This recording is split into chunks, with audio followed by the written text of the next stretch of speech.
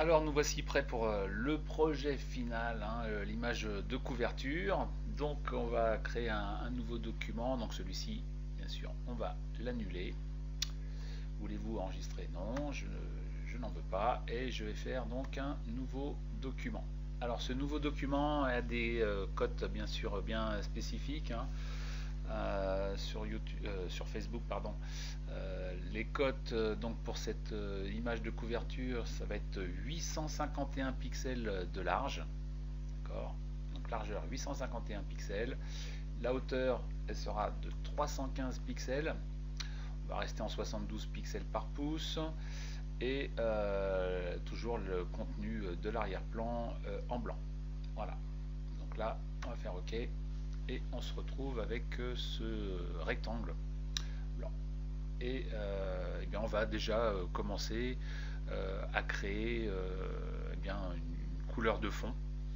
Donc on va réinitialiser les couleurs de premier plan et d'arrière-plan, hein, qui sont ici sur la gauche. Et pour ce faire, on va cliquer sur le tout petit carré noir et carré blanc pour réinitialiser tout ceci. Voilà, comme ça on est tous au même niveau. Si on veut, hein, on peut réinitialiser les indispensables, on ne sait jamais. Voilà, des fois que tout ça, ça y bougeait.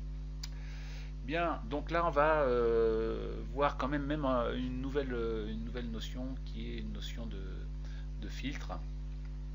Donc on va eh bien, faire notre image au niveau de l'arrière-plan. Donc pour utiliser le calque d'arrière-plan, il va faire obligé de le déverrouiller. Donc on va faire juste un clic sur le verrou du calque d'arrière-plan. Alors je vais peut-être juste augmenter même la taille de mes vignettes, de mes calques. Donc je fais juste un petit clic à l'intérieur de mon menu et option de panneau. Je vais choisir donc des grandes vignettes là pour qu'on puisse bien voir ce qui se passe. Donc calque 0, je vais même renommer ce calque, hein. Je vais faire juste un double clic dans le nom calque 0, je vais le renommer en tant que fond. Voilà. Et puis donc je vais mettre une autre couleur que le noir au niveau de l'arrière-plan. Donc je clique sur la couleur de premier plan, pardon, et je vais changer directement au niveau de son code, et bien faire un 9F, 9F, voilà, un gris un petit peu. Alors je pense que j'avais dû faire un bleuté, mais bon c'est pas grave, on va faire un gris dans ce sens là. Et je vais utiliser donc les filtres. Alors les filtres, c'est bien sûr dans les menus tout en haut, hein, tout en haut nous avons filtre. Donc je clique sur filtre et donc là vous avez énormément de choses, hein, qui seront disponibles, hein. Vous pourrez voir ça de façon reposée. Donc dans les filtres on a quelque chose qui s'appelle rendu, et hop, voilà, rendu et nuage. Alors lorsqu'on va cliquer sur rendu nuage, je vais avoir des zones qui vont se créer, qui ne seront pas nettes, hein, c'est juste des tâches, on va dire, et qui vont prendre eh bien, en compte la couleur de premier plan et la couleur d'arrière-plan. Donc là, pour le coup, notre gris et notre blanc, donc ça va faire des nuages grisés à l'intérieur de notre document. Donc je clique sur nuage et vous voyez, eh bien, des nuages un petit peu grisés. Donc bien sûr, si j'avais choisi une autre couleur que le gris, eh bien j'aurais eu d'autres éléments. Et je crois que moi, pour l'élément final, j'avais dû choisir un bleu un petit peu pâle. Donc bon, je vais prendre celui-ci, hein. Si vous voulez faire exactement le même, 62 E4FB, voilà, 62 E4FB.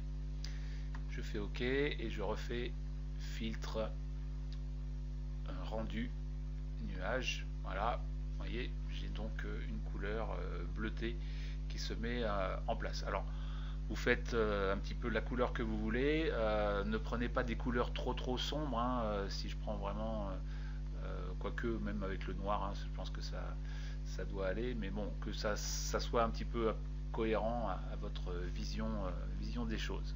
Voilà. Donc voici donc la création de notre calque de fond. Donc le calque de fond, si on veut vraiment ne plus y toucher, on peut lui mettre aussi un petit verrou.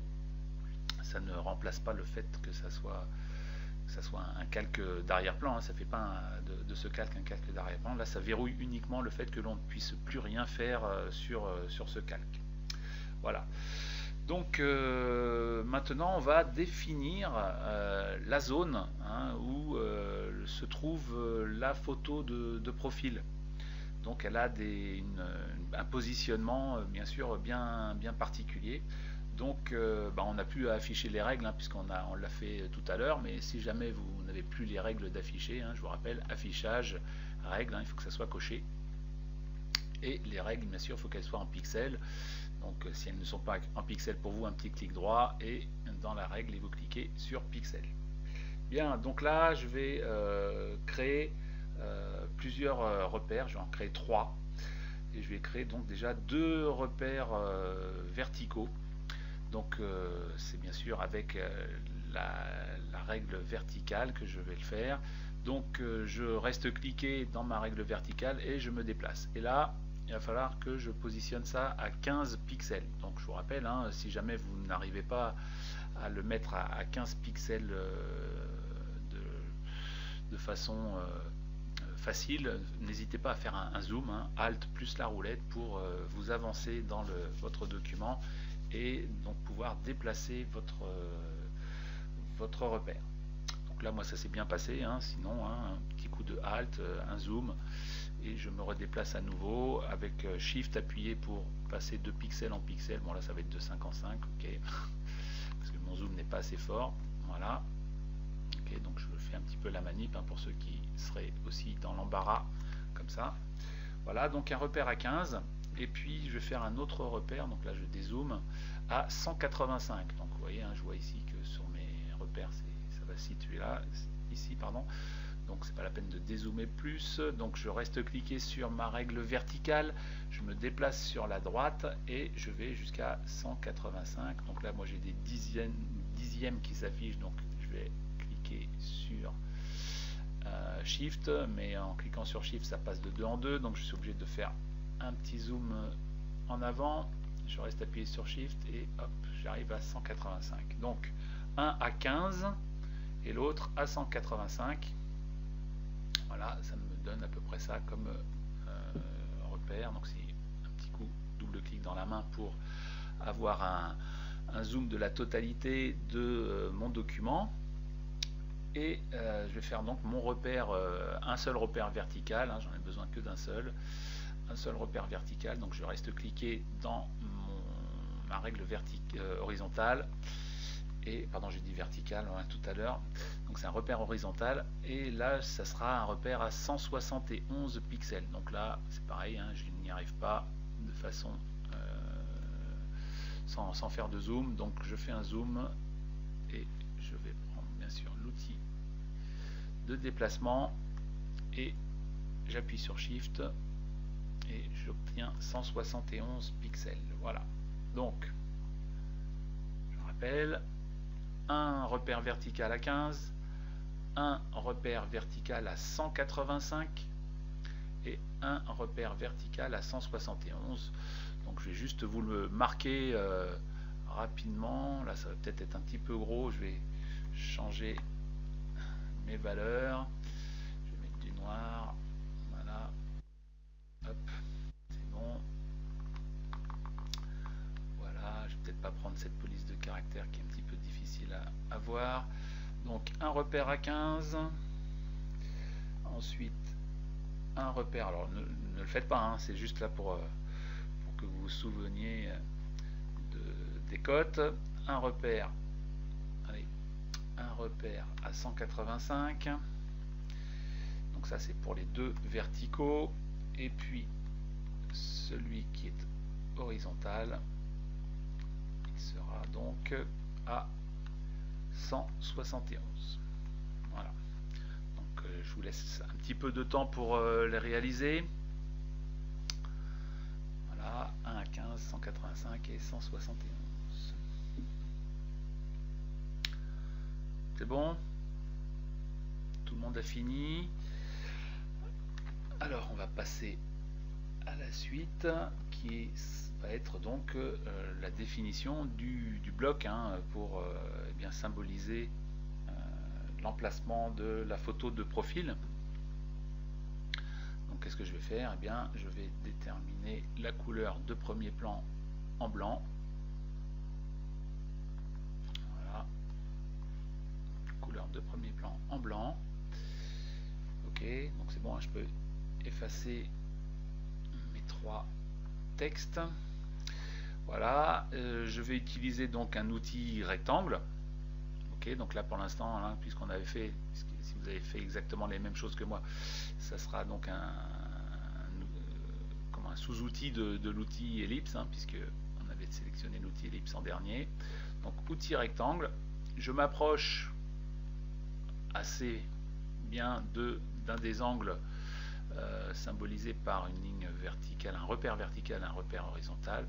Je me déplace, voilà, et donc normalement j'ai eu une aimantation et je lâche le clic et mon bloc a été créé. Voilà, donc je vais pouvoir renommer cet élément comme étant l'élément, enfin un calque qui va s'appeler profil. Voilà. Donc faites comme moi parce que je vais après reprendre ces noms là pour vous dire ce qu'il y a à faire. Donc calque profil pour symboliser l'emplacement de mon bloc. Donc si jamais vous n'avez plus besoin des repères que ça vous gêne, on va aller dans affichage, afficher, et on va décocher repères de la zone de travail. Voilà, tous nos repères sont effacés. Ok, donc là je vais à nouveau arrêter la vidéo pour que les vidéos soient pas trop grandes, et on se retrouve tout de suite après.